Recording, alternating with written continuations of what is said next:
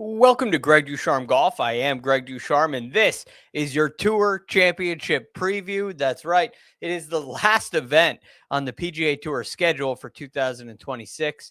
Of course, after this, there will be the fall series in a couple of weeks. We got the President's Cup to get into in a couple of weeks. It's not the last event in golf. It's just the last event on the calendar for this 2026 season, the last event that means anything. The top 30 players on the PGA Tour are all here this week, and this should be a good one as we head to East Lake Golf Club. So on today's show, we're going to talk about East Lake Golf Club. We'll talk about the keys to success. We're going to review the courses, the course history, the course comps. We're going to review key stats and some of the players that I have my eye on this week heading into the Tour Championship. Before we get into all that, I want to ask you if you like what you see here, please like and subscribe to the channel. It goes a long way for me. It's very helpful and helps grow this channel and helps keep these conversations going. My plan is to keep creating content like this through the fall, through the rest of this year, and into next season as well and beyond. And I need your help and support to do that. So make sure you hit that subscribe button. And also, I encourage you to leave a comment. I've enjoyed all your comments so far. The discussions before this tournament begins with all of you have been fantastic so far. I love getting your thoughts. I love answering your questions. And I get back to each and every one. So keep those coming. All right, without further ado, let's get into everything that we need to for East Lake Golf Club. And to do that, as we always do, we'll get into the notebook. I have made, as you notice here, the pages for the notebook have gone from white to yellow. I got some comments from you as part of the feedback, which I love to get, saying that the white was a little hard on the eyes. And I certainly get that. So we've gone now to this this legal pad of paper. I hope it helps. I'm sure it's not much better, but if it is, if it's not, if you don't like it, let me know. I love your feedback. Again, this is a very new channel, and I need your help guiding me down the right path. But this is the notebook. This is where we review the course facts, the course stats, the winning trends, which there's some good ones this week. The best performers at the golf course we're going to this year. It's East Lake Golf Club, and the comp courses as well, which I got to say, some of you suggested getting into that, and I found it to be very effective. And we've kind of created our new little star system, which we'll get into again this week. But I think that's very effective, and I think it's worked so far. It has at least answered a question for me, which is, these players on the PGA Tour will pop up. If you just look at resumes, and maybe we'll do this at the end of the season in one of the off-season videos, you just look at resumes on the PGA Tour, and sometimes you see a string of good performances. But how do you get that first one? That's what I always have. How do you identify the guy that hasn't shown any form, that shows up at a specific golf course and plays well? How do you identify the guy who's got one top 10 on the season? How do you pick him for that one top 10? It's a challenging thing to do. I think this helps paint a picture, and it's answered some questions for me. So again, I appreciate that feedback. And if you guys have any other ideas of things we should be researching, things we should be looking into, let me know. I can't promise they'll all make them into the show. I can promise I'll consider them. So without further ado, we'll move on here to some of the course facts for East Lake Golf Club. East Lake has gone through a number of renditions. 1904, Tom Bendelow made the original design, which was quickly redone by Donald Ross, who's really credited with the routing that you see today at East Lake Golf Club. This is primarily exactly the same routing, if you will, although it's changed a lot over the years. In 1959, George Cobb did a renovation. And then we've seen Reese Jones, also known as the U.S. Open doctor. We've seen him with a couple of renditions as well. 1994, he did some work, some more in 2008, more in 2016.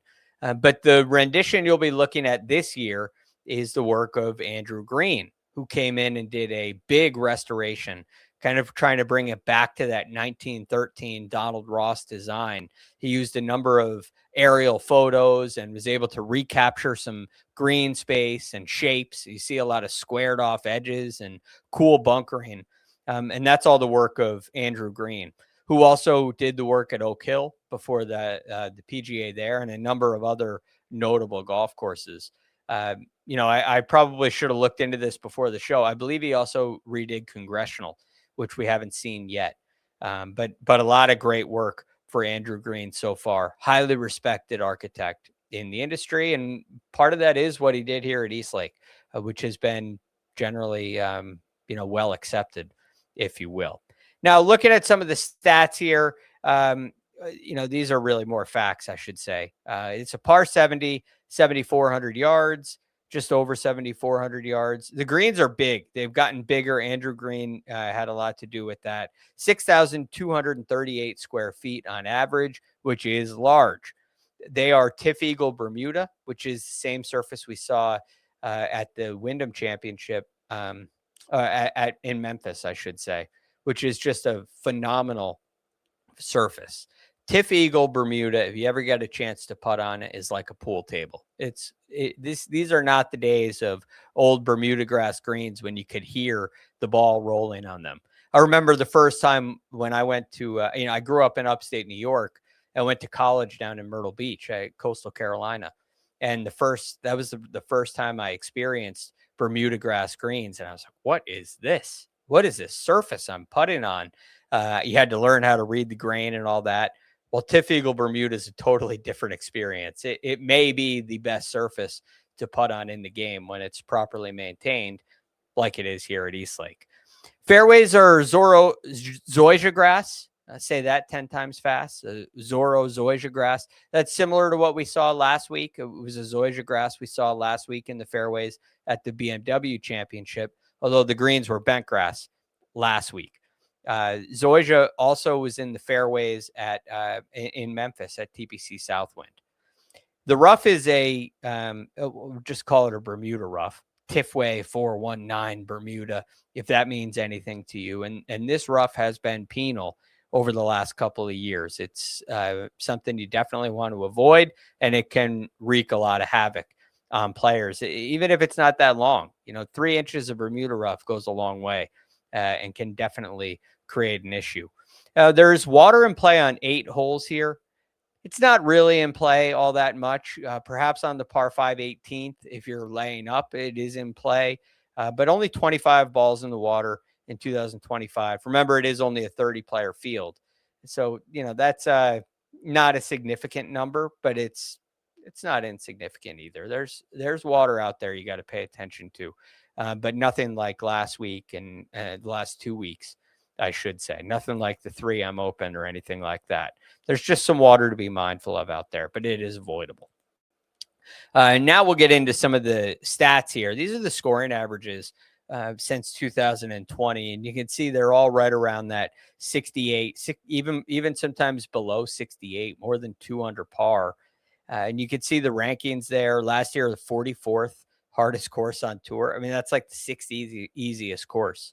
And you see similar numbers there. It's one of the 10 easiest courses when it comes to scoring average. Although I do think part of that is the 30-player field and 30 of the best players on tour coming in and tearing it up. I think you'd see that scoring average rise a little bit if it was a full field. So Eastlake has been easy in tour championships looking at numbers like this, but the size of the field definitely has an effect. And I do believe it has a little more teeth than this graphic may indicate. Also interesting how in 2024, well, he did this work in 2023. So we've had 3 years of this new golf course with Andrew Green, and it's gotten easier essentially every year as those greens have kind of softened up a little bit. So yeah, it's on the easier side. Most of the specific statistics, it's on the easy side as well. So I can actually give you, there's really one before here. Let me go back one slide before we get into the proximity buckets, which are important. If you look at all of the stats, there's really one statistical area where I would say this golf course is on the harder side. And it's a little harder with driving accuracy. It's been the last, 4 of the last 5 years. It's been a top 20 most difficult course in driving accuracy.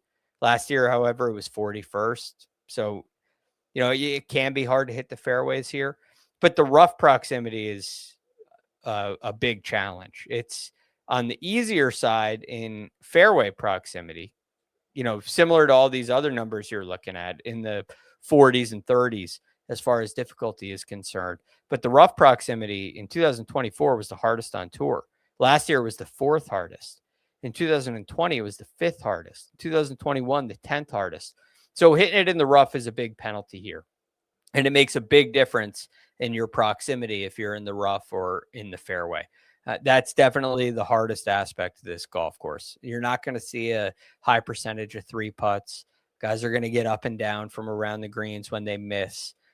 Scoring averages, as you're looking at right now, are on the easier side. So are birdie averages. So in almost every area, it's on the easy side, but there is a big penalty for missing in the rough. Now we can take a look at some of these proximity buckets and just understand they all get tougher from the rough. From the fairway, they're not overly difficult. So a small percentage from inside 100 yards, above tour average from 100 to 125, 14.7% of approach shots come from that range. 125 to 150, 18% are in that range. 150 to 175, we see 14.3%. That's slightly below PGA Tour average. 175 to 200, 12.6%. That's below tour average. 200 to 225, 18.4%, which is above PGA Tour average again. And 225 to 250, we're above PGA Tour average again, 10.5%. And a little below 250 plus, 6.4%. That's pretty common when you only have 2 par 5s and reachable par 5s. So that's pretty common on a setup like this. But it's pretty clear to me what's noticeable. 100 to 150, pretty high percentage of approach shots in that range. Short irons, and then you get some long irons here, 200 to 250. That is also above PGA Tour average.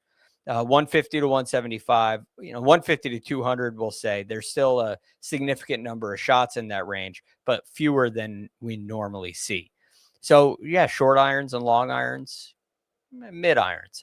As a result, I'm generally looking at general strokes gained approach. That's the overarching number here. I don't view this as a specialty golf course where, guys from 200 to 225 have a huge edge. I'm not necessarily looking at that. I want guys who are the best all around iron players. That's who I think is going to have the most success. Now, we'll take a look at some of these past winners here. Now, this is important. There was a period of time before last year. So 2020 to 2024, we had start-in strokes. These numbers that you see are all raw numbers, start-in strokes aside. So over 72 holes in 2024, Collin Morikawa shot 18 under. He did not win the Tour Championship, but he got credit for the win in the official World Golf Rankings. He shot the lowest score that week. That's why you see a couple of ties here. So Tommy Fleetwood won straight up last year at 18 under. Morikawa shot the lowest score in 24, 18 under. Hovland and Schauffele shot the lowest score in 23. They both shot 19 under. And Hovland won the FedExCup. 2022, Rory McIlroy shot the lowest score at 17 under. Jon Rahm and Kevin Na shot 14 under in 2021. And Xander Schauffele shot 15 under in 2020. So again, that is removing starting strokes from 2020 to 2024. That's why you see some multiple winners there. And I, for one, am so glad they got rid of starting strokes. I was not a fan of that format. I much prefer it this way. Even if, the FedEx Cup champion isn't necessarily the player who's had the best season, like Tommy Fleetwood last year. I think having a tour championship that is like a Super Bowl like this is the way to go. Hey, you got to go play well in the Tour Championship or else you're not going to win it. I think that's the way to go for sure. By the way, I'd love to hear your thoughts on the playoff format. So leave me a comment in the comment section.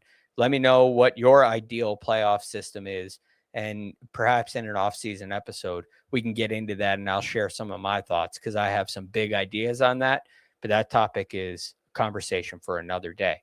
But let me know what you think. And in a later video, I'll bring up some of your comments and we can discuss. Perhaps that's next week's video. All right, let's move on here to some of the course history or winning trends. We got a couple trends here to get into, then we'll get into the course histories. So these are the finishes during the Tour Championship. 6 of the last 8 winners finished top 7 in strokes gained off the tee. 5 of the last 8 finished top 10 in driving distance. Okay, so just above half. The last 3 winners were top 4 in driving accuracy. Some of the overarching data, rewards distance here more than accuracy, but I'd lean a little more towards accuracy here in this venue, especially seeing this. The last 3 winners were top 4 in driving accuracy. That's really saying something. Then you go to the iron play. The last 4 winners were all top 7 in strokes gained approach. I think in a 30-player field, it's important to look at some tighter numbers here. If you're finishing 12th in strokes gained approach, you're middle of the pack. There's only 30 players. You get to top 7, something like that, you're doing pretty well. Then we look at the proximity to the hole here. All 8, the last 8 winners, I should say, finished top 15 in proximity, which is top half of the field. And all 8 finished top 7 in strokes gained putting, which is, top third of the field. So pretty good there. So you're looking at, to me, driving accuracy stands out. And I know there is definitely a correlation to distance. Part of me thinks that's just simply who makes up the field. Your best players tend to be longer. Guys that make the Tour Championship tend to be longer. I think the real separator here, however, is accuracy, certainly since Andrew Green's renovation. And you're going to have to putt well. So we're going to look at putting on Bermuda as well later on. Now let's get to some of the trends for entering the week. Sometimes there's just nothing to really sink your teeth into here, but some of these are pretty good. 7 of the last 8 winners they entered top 50 in strokes gained off the tee. So strong drivers of the golf ball. The last 3 were top 40 in driving accuracy. Now you may see a situation where everybody in the top 30 is top 50 in strokes gained off the tee. So that one may not say much. But having the last 3 winners be top 40 in driving accuracy, you may only have 7 guys in this field who are top 40 in driving accuracy. So that one carries a lot more weight to me. 5 of the last 8 entered the week top 15 in strokes gained approach. That's a pretty high mark. So something you want to pay attention to. 6 of the last 8 finished top 25 in scrambling. Very good short games, although the short game isn't necessarily difficult here. 6 of the last 8 entered top 16 in birdie average. Okay, now, again, the guys that make a lot of birdies are the guys that make it to Eastlake. 7 of the last 8 entered top 40 in bogey avoidance as well. So you definitely want to keep those bogeys off the card. And I think there's a connection with all of these. But the ones that stand out to me is the driving accuracy. I'm definitely taking a look at that above what you might in a normal week. And the approach play, I think, is really important here. You get those 2 things, your birdie average goes up, your bogey avoidance goes down as well. So let's take a look at some of the course histories here. These are the best players at Eastlake since 2020. I only did a minimum of 1 start because we have so few. So for all our comp courses, which we're going to get into next, you only had to play once to qualify. And I just felt like with such a small field, that was the better way to do it. I normally will do at least 2, if not more. And I think the more data we have, I'll go even more. A place like the Masters, I may go up to 5. But here this week with this field, I just limited it to 1. So we're going to pay attention to who makes multiple appearances here as we go through the course history here at East Lake, the comp courses, and the key statistics. So Xander Schauffele, Wyndham Clark, Russell Henley, Victor Hovland, Tommy Fleetwood, Chris Gotterup, Scotty Scheffler, Patrick Cantlay, Rory McIlroy, and Cameron Young. Not very many surprises here to me. Russell Henley stands out. Not a guy that necessarily comes to mind when you're thinking about East Lake, where Xander Schauffele definitely comes to mind. Patrick Cantlay comes to my mind anyway. Rory McIlroy obviously comes to mind. He may be surprising that he's 9th in this field. Obviously, the farther back you go, the better his ranking would get in this category. But Wyndham and Russell Henley stand out to me. Wyndham doesn't jump off the page as an East Lake kind of guy, but it looks pretty good. We'll take a look at all 3 of these guys a little bit later on in the show as well. Let's look at some of the comp courses. There are 3 as always. And the first one is TPC Southwind, which we saw just a couple weeks ago. Hideki Matsuyama, best course history at TPC Southwind. Again, this is the same as what we just did at East Lake since 2020, minimum of 1 start. But Hideki plays great at Southwind. He leads the way. Scotty Scheffler making a second appearance here. No surprise there. Akshay Bhatia, JJ Spawn, Sam Burns, Tommy Fleetwood won the Tour Championship last year. Patrick Cantlay playing some great golf. He makes his second appearance. Colin Morikawa, Jacob Bridgman, and Adam Scott round out your top 10 at TPC Southwind. This one makes a whole lot of sense. It's very similar grass types, similar time of the year, and similar fields as well. Everybody playing at East Lake played at Southwind as well. And that's usually the case. Let's move on to the next one. This is Muirfield Village. And this is, to me, rough penalty is what I think of. You have a long golf course, but you got to get the ball in the fairway, and you are hitting quite a few drivers. So that really stands out to me. And no surprise to see Scotty Scheffler on the list. Alex Fitzpatrick, who's only played here once, is number 2. Christopher Rayton only played here once. He's number 3. Morikawa making another appearance here on the board with Muirfield Village. He plays great there. No surprise. Ryan Gerard had a great run. Obviously lost in a playoff to JT Poston this year at Muirfield Village. Patrick Cantlay keeping up. He's been on every board so far. Tommy Fleetwood's been on every board so far. Rory McIlroy making his second appearance. Sam Burns and Xander Schauffele also making their second appearance.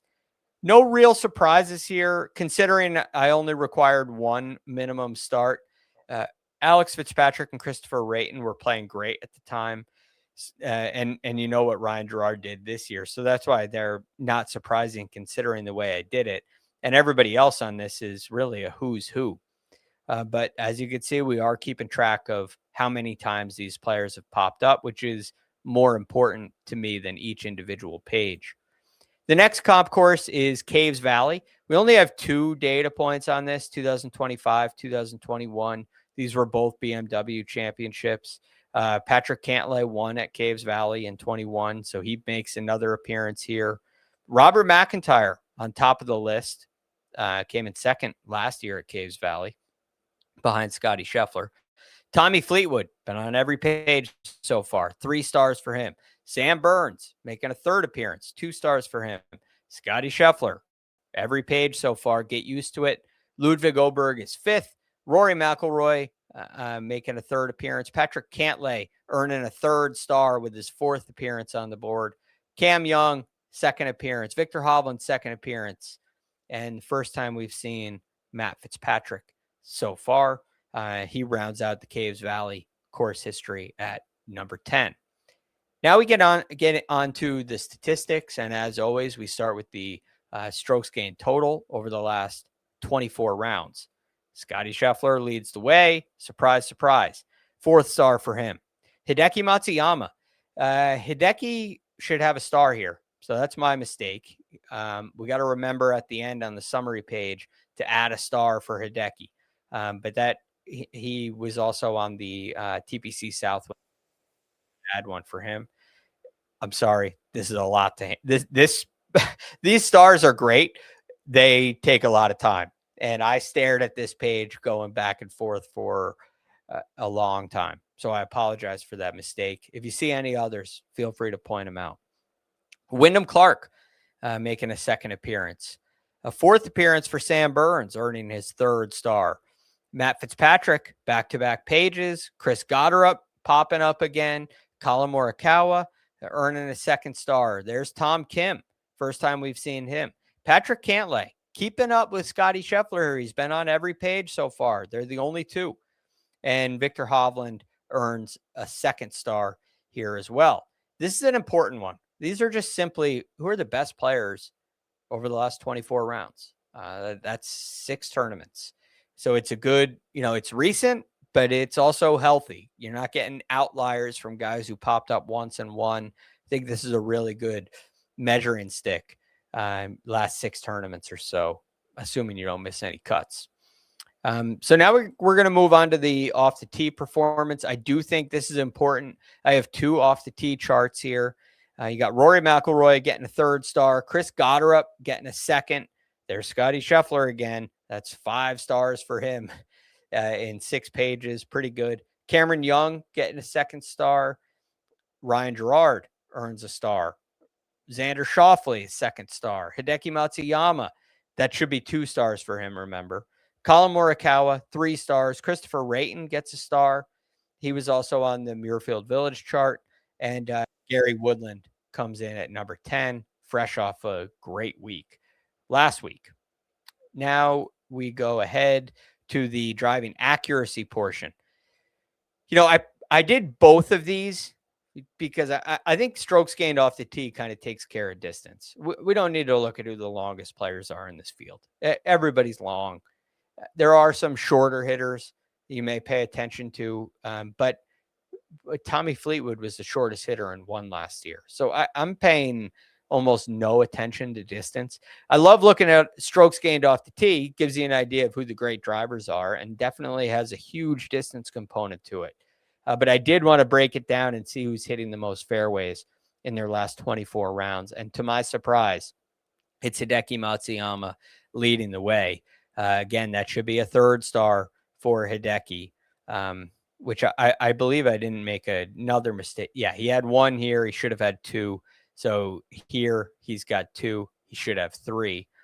Russell Henley, no surprise there. That's his second appearance, earning him a star. Siwoo Kim on the board. Matt Fitzpatrick, another appearance for him. Second star for him. Gary Woodland earns his first star.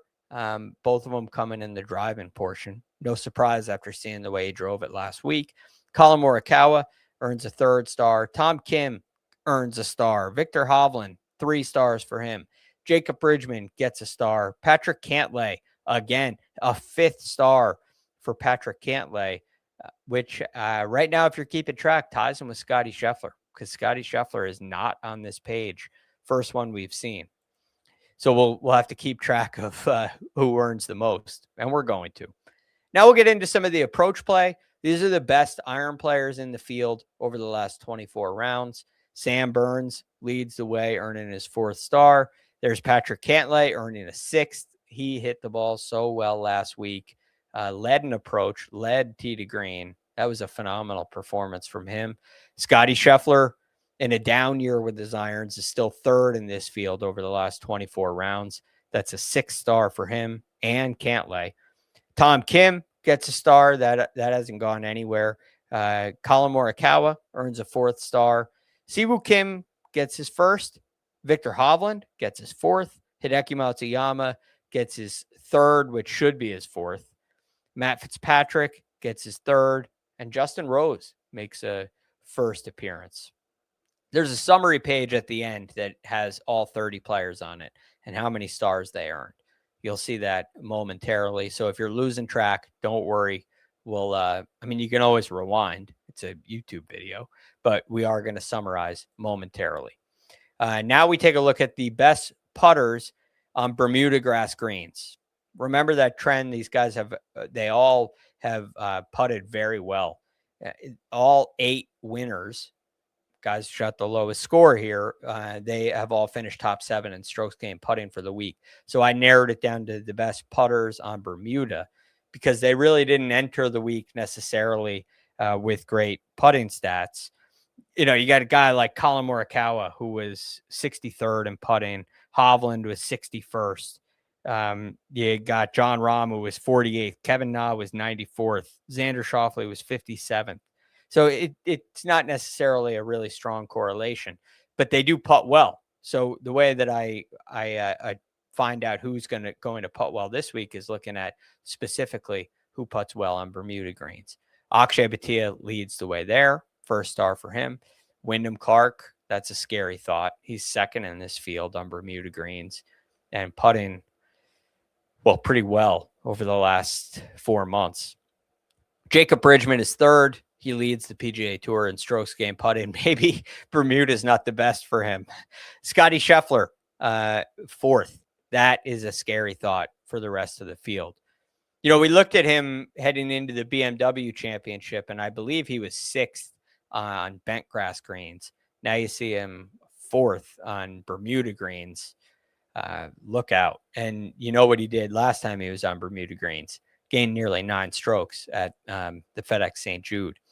Chris Gotterup earns a star. Second appearance for him. Victor Hovland earns a 5th star. Robert McIntyre, star for you. Russell Henley popping up on this list. He's just a great putter. No surprise there.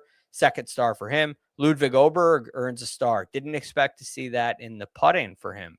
And then Sam Burns earns a 5th star. One of the best putters in the world. Not very surprising.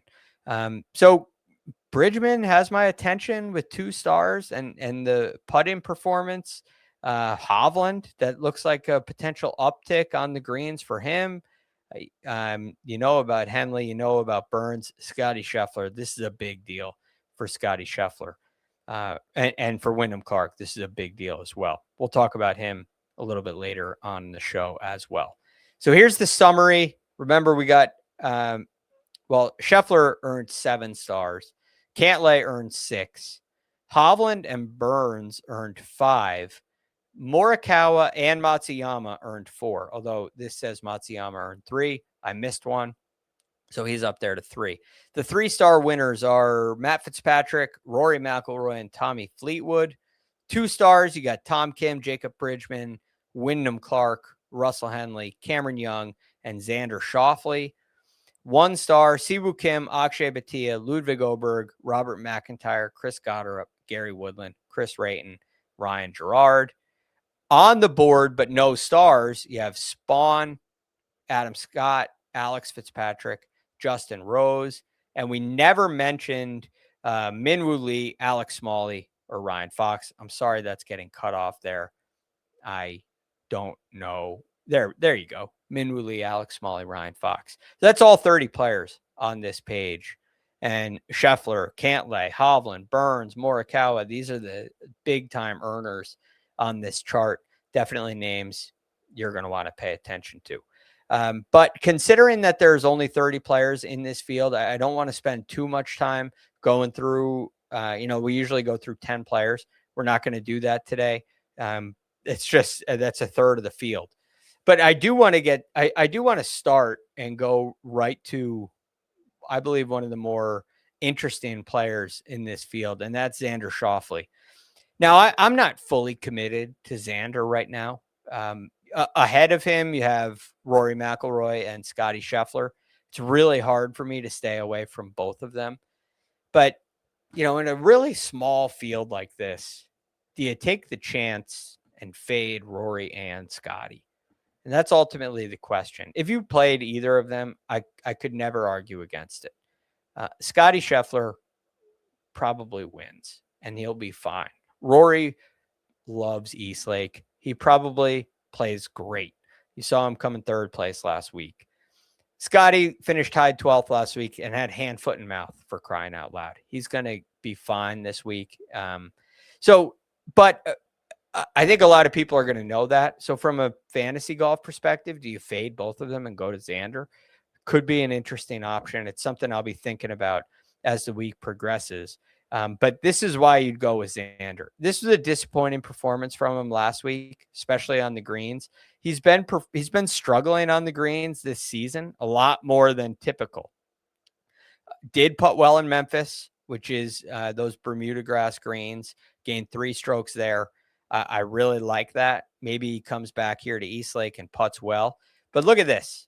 This is why I find it so challenging to not go here, because this guy has played in every tour championship since 2017. He won in 2017, and he has done nothing but finish in the top 5 in all of them. And if you look at his strokes gained total, he didn't play last year. That's the one he missed. So these are starting strokes. Sorry, I keep clicking. These are all with starting strokes, and then these are without. But you just look at his strokes gained total, and he picks up 14 strokes, 7 strokes, 10, 10, 9. He won this event with 9 strokes. So if you're gaining 7, you're right there in the mix. And that's what we see out of Xander Schauffele. This performance at Eastlake has just been great, and I find it really difficult to ignore. So I'm thinking about doing that with Xander Schauffele. Now, the next player I want to discuss is Wyndham Clark. We saw what he did last week. We've seen what he's done this year. And so this is just, I think, really special, really impressive. Now you see back-to-back top 5 finishes. The only 2 cuts, he missed the cut at the Open, and he didn't play very well at the Rocket Classic. I give him a break for that, because he comes back with a tied 5th and a huge win last week at the BMW. But I typically don't go with the winner from the week before. But in a fantasy perspective, look at what he's done this year after wins. U.S. Open, he won, and then he finished tied 5th the next week at the Travelers. The CJ Cup Byron Nelson, he won, and then he finished 3rd at the Memorial Tournament. This guy just has a way of running hot. When he gets super confident, he feels like he's the best player in the world. Whether he is or not is irrelevant. He thinks he is. And as a result, he goes out and plays great. So I love that. And seeing the result, the start after his wins before, led me to Wyndham Clark. And then it allowed me to break the rule. So now I'm looking at his course history. 3rd in 2023, 8th in 2024, and he gained over 3 strokes total in both of them. Putted well in both of them, hit the ball well in both of them. I think Eastlake is a place that agrees with them. And for that reason, Wyndham Clark is near the top of my list with players that I'm interested in this week. I also go right back to Patrick Cantlay, who we talked about last week, and he delivered for us. 8,900. I think that's a pretty good value. You look at what he's done with his iron play. We've known this has been the case. The tee to green performance has been elite. He's gained over 2 strokes in his last 4, and he's gained over 5 strokes in his last 3. And a lot of that comes from his approach play, which is important here.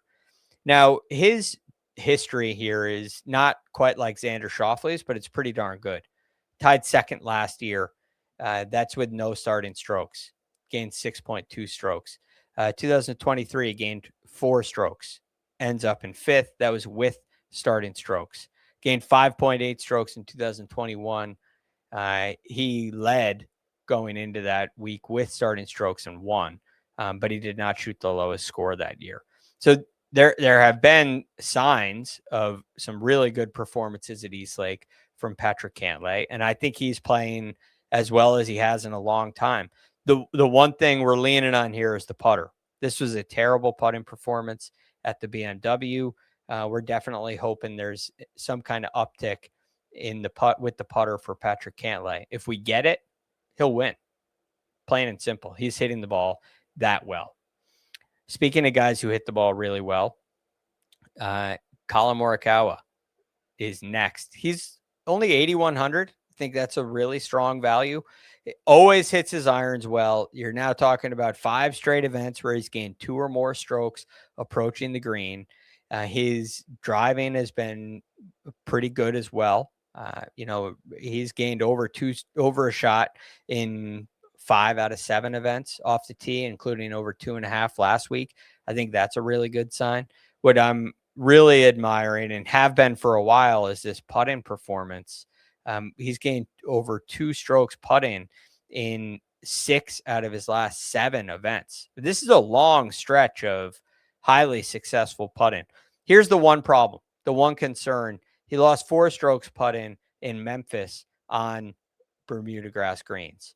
And then all these other events are not Bermuda grass greens. You got to go back to the Cadillac where he lost 6 strokes putting. That's Bermuda. RBC Heritage lost 2. That's Bermuda. Masters gained 8. That's not Bermuda. But he did putt pretty well at the API, which is Bermuda. So looking at him historically, Bermuda's been his worst putting surface, and that definitely gives me a little concern. So I'm looking for a dip here in his putting for Collin Morikawa, but I still, I think there's still value here. He lost 2.5 strokes in 2023 and finished tied 6th. He lost 2.5 strokes putting and gained 5 strokes to the field. You gain 5 strokes in a 30-player field, you're pretty close to the top of that leaderboard without starting strokes. And he gained over 12 strokes in 2024 when he gained 2.5 strokes putting. So if you see any uptick in his putting, this is what you're looking at. A number like 12. You gain 12 strokes this week, you win. And I think there's good enough performances without putting well that warrant taking a chance on Morikawa. He's not a home run by any means, but he is worth it in my opinion. Now we're talking about driving accuracy. Morikawa certainly fits that mold, and so does Russell Henley, because we're down now in the $7,500 range. He fits the mold in a big way. Tied 12th last week at the BMW. Of course, I did not think fit his game very well. Hit his irons great, putted great. He's been putting great, including at the FedEx St. Jude. He gained 3.4 strokes putting. That's on Bermuda grass greens.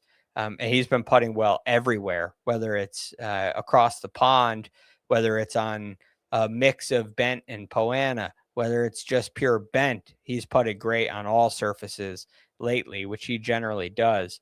And statistically, Bermuda is his best putting surface. So I think that goes a long way and probably explains this. You look at his course history here, tied 2nd, tied 4th, tied 14th, tied 3rd, 12th. He's beating the field every single year here at the Tour Championship. And he's gained over 4 strokes in 4 out of the 5 years here, which is, pretty close to, it could be close to a winning total any of those years. And that's why you're seeing these results. So Russell Henley, very accurate driver of the golf ball, checked a lot of boxes for us this week. He's definitely on the list.